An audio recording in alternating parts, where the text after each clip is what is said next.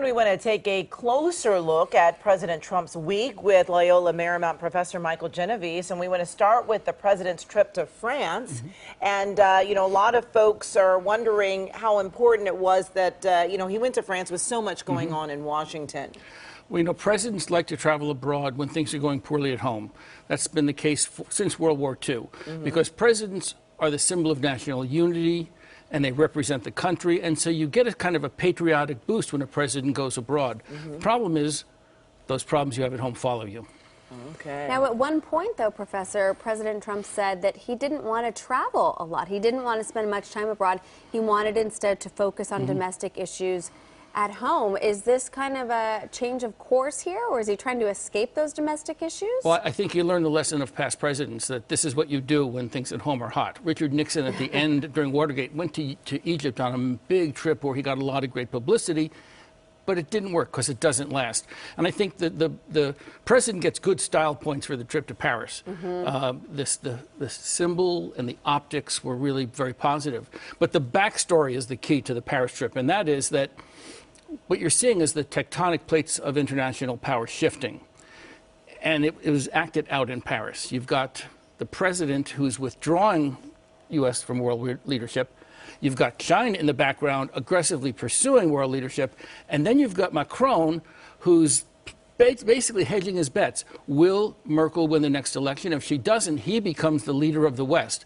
And so he's really positioning himself in case he needs to step forward in the next coming year. And we want to shift to the Russia investigation. We are learning more about the pre-election meeting between Donald Trump Jr. and a Russian lawyer. Do you think that the sense that the Republicans outside of Washington really care about this meeting? Is it that serious, do you think? Well, you know, think of your vote as a kind of courtship where a candidate tries to seduce you. And when the candidate wins you over, you make a commitment, and you get very firm in that commitment. You're committing to a person, Trump, and to a tribe, the Republicans.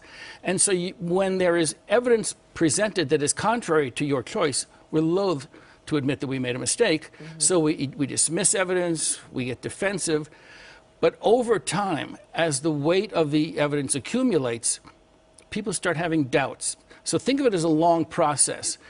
The time when Republicans may turn on the president is when one major leader, perhaps a John McCain, says it's over, I can't support him any longer. That's when that gives Republicans permission to join.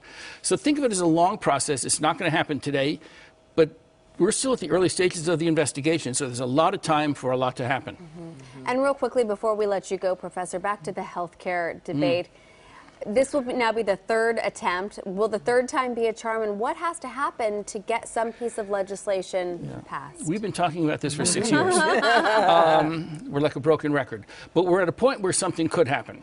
The problem is that the president has not exerted very much leadership. He's made a few calls, but he's been kind of disengaged from the process. And so that means that he's going to have to either make a deal with the right of his party or the moderates, the left wing of his party. Right now, he's moved to the right. How many moderates will he lose?